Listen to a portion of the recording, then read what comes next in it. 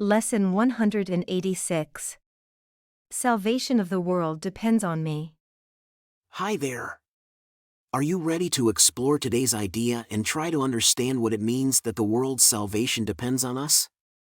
Let's dive into this fascinating concept with Lesson 186. Salvation of the world depends on me. Today's idea, when fully understood, will take away all arrogance from every mind. It embodies genuine humility, refraining from adopting any role beyond what is assigned to us. It does not judge our role but recognizes that the will of God is fulfilled on earth as it is in heaven. This is the thought that unites us all in our mission to save the world and bring about the peace of heaven.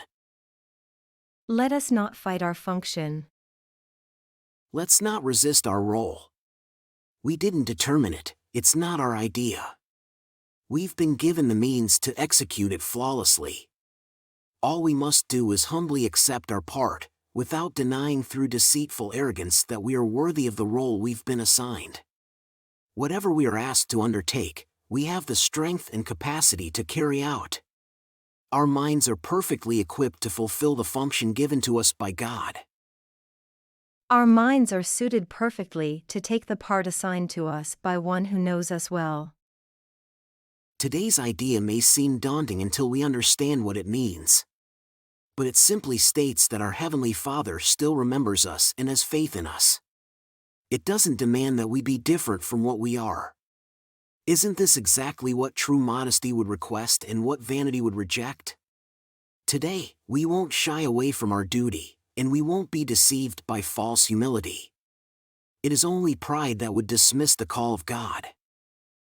Today, we cast away all false humility and hear what God would have us do. We won't doubt our capability for the function God entrusts to us. He is aware of our strengths, our wisdom, and our holiness. If He deems us worthy, then we indeed are. It would be just arrogance to think otherwise. There's only one way to free ourselves from the trap we've set with our plan to prove the false is true. Let's embrace the plan we did not make instead. We don't have to make up ourselves what our function is. We just need to ask the voice for God and listen. Let's not judge whether we think ourselves worthy or not. If God's voice assures you that salvation needs your part, and that the whole depends on you, be sure that it is so. Arrogance fears to go beyond words and experience something that might challenge its conviction. But those who are humble are free to hear the voice of God, which tells them what they are and what to do. Salvation of the world depends on me. Arrogance makes a false image of ourselves. It is this image that feels threatened as God's voice confirms that we possess the strength, wisdom, and holiness to go beyond all images. We are not weak, ignorant, or helpless. Sin cannot tarnish the truth within us, and misery cannot approach the holy home of God. This is the message of the voice for God. As He speaks, the false image trembles, feeling its bases crumble. Let them crumble. The salvation of the world depends on us, not on these little piles of dust that are our bodies or on these illusory representations that are our egos. What can these deceptive images tell the Holy Son of God? Why should we even entertain such false images at all? Salvation of the world depends on me. And so, by accepting the function God has given us, we find our peace. Let's discard the illusions that hinge on the misguided belief that we can fashion a different role for ourselves. Our self-made roles are in constant flux, fluctuating between sorrow and ecstatic joy. We may laugh or cry, greet the day cheerfully or with tears. Our very essence seems to alter as we experience 1,000 shifts in mood, our emotions propelling us to heights of elation or plunging us into depths of despair. These are our days when we identify with our illusory representations of ourselves functioning in this world of illusions.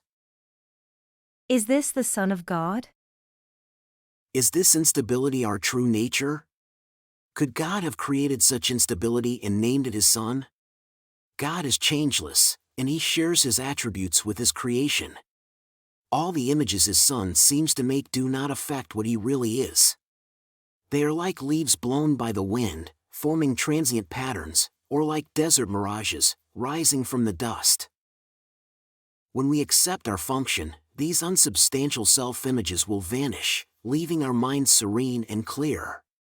The images we make lead to conflicting and fleeting goals. Who could sustain their efforts or focus their energies under such conditions?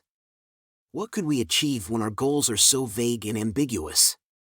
The functions that the world values are so erratic that they can alter numerous times within a single hour. It's hard to find success with such fluctuating goals. In lovely contrast, certain as the sun's return each morning to dispel the night, your truly given function stands out clear and wholly unambiguous. There's no room for doubt in the validity of our true function. It comes from the one who knows no error, and his voice is sure of its messages. They remain consistent, free from conflict, all pointing to one goal, a goal within our grasp. Our plans, the plans the world tells us to pursue, might be unfeasible. But God's plan is infallible because He is its source. Salvation of the world depends on me. Let's simply follow what God's voice instructs us to do. And if it asks something that seems impossible, remember who is making the request and who would deny it. Then consider this: which is more likely to be right? The voice that speaks for the Creator of all things, who knows all things exactly as they are, or our distorted, confused, and inconsistent images of ourselves, uncertain of everything? Let's not allow our false images of ourselves to guide us.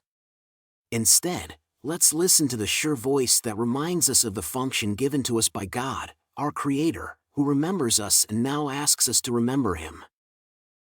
His gentle voice is calling from the known to the unknowing. He offers us comfort, even though He experiences no sorrow. He presents us a gift, even though He is complete and knows we already have everything. He has thoughts that address every need we perceive, even though He doesn't perceive any needs. For love must give, and what is given in His name takes on the form most suitable in a world of forms. These forms cannot deceive us, as they stem from the formless itself. Forgiveness is an earthly manifestation of love, which in heaven is formless.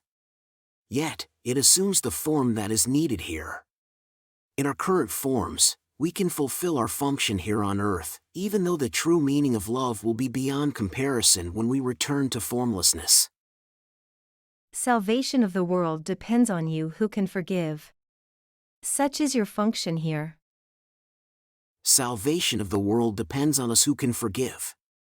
This is our function here. Salvation of the world depends on me. Salvation of the world depends on me. Salvation of the world depends on me. Isn't that powerfully enlightening? Isn't salvation of the world depends on you who can forgive the most impactful sentence you've heard recently? Perhaps even in your entire life? Could this truly be our purpose here on earth? When we don't know who we are, we don't know why we are here. The world taught us that we are something that we are not, separate minds in separate bodies, with either no connection to our Creator or perhaps even the result of random processes in a universe that has no Creator. Accordingly, the world tells us every day what we need to do in our life to fulfill our function, our duties, our goals, all these things that should make us happy but turn out to be only empty promises. A Course in Miracles teaches us that we are spirit, not separate from God or from each other, and that this world is a world of illusions. We are here to forgive, transcend the world, and seek salvation. How do we do that?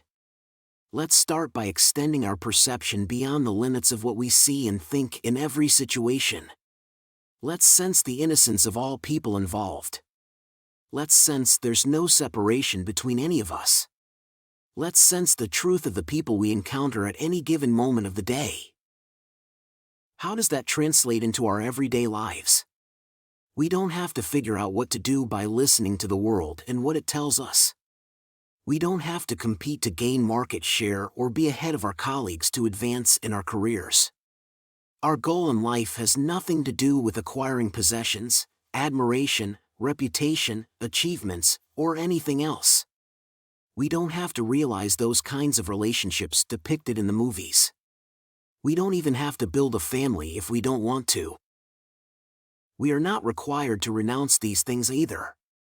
But we need to understand that they are not our ultimate function in life. Our function can pass for these things, our function can use these things, it can be expressed through these things, but our function is another. That's why we don't have to listen to what the world tells us. We need to align our minds with God's and listen to His voice. Receive direction. Ask for guidance. What would you have me do? Where would you have me go? What would you have me say? And to whom? We may doubt this and ask ourselves, how can we do this, or what if I get it wrong?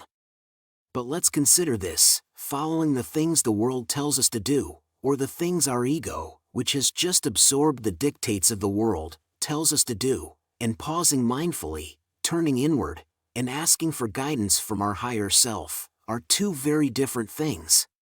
And they will result in two very different outcomes in our lives. Salvation of the world depends on me. Salvation of the world depends on me. Salvation of the world depends on me. Keep it up. Remember, you're perfectly suited for this, and you're doing great. See you tomorrow for another empowering lesson.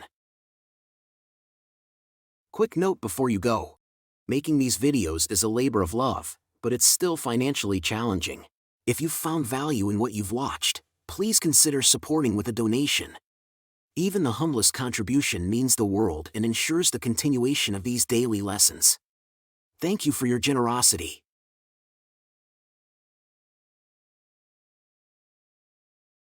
Did you enjoy the video and find it helpful? Please give it a like and leave a comment. And don't forget to subscribe and hit the notification bell. We have a new lesson every day. And if you've been with us for a while, please consider supporting the channel. There's a lot of love behind these videos. Check out the video description for more details.